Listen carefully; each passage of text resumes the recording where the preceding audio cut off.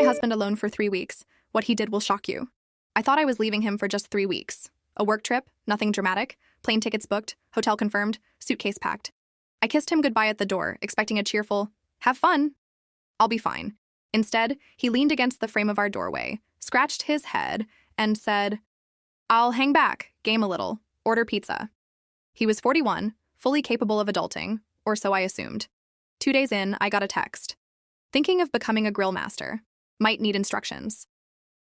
My first thought: we don't own a grill.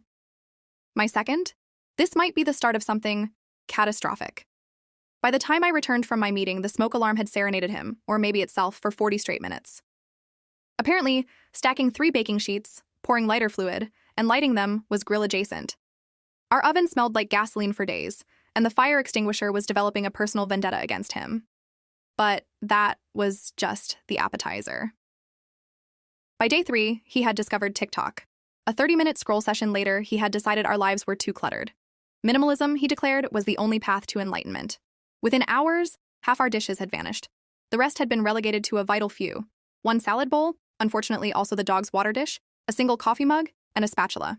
Everything else was gone. I imagined him tossing forks over his shoulder like confetti while whispering, "We only need 1 of everything." Food became a logistical nightmare. He bulk ordered 20 frozen burritos, not just a couple for convenience, 20. And by week 2, he was eating them straight from the freezer. "It's basically a cold wrap," he justified when I video called him. "Saves electricity. Laundry? Forget it." 2 pairs of basketball shorts rotated in an endless cycle. By the time I returned, they had fused into something resembling denim-adjacent cardboard. The dog, a normally cheerful golden retriever, started growling whenever he sat down. I had imagined coming home to a house slightly messy but intact.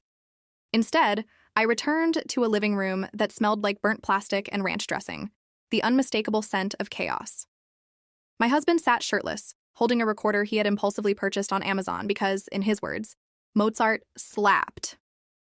And somewhere between the smoke alarm, the burrito pile, and the minimalist purging, I realized the man I had left behind for 3 weeks had completely reinvented himself, or perhaps destroyed himself entirely.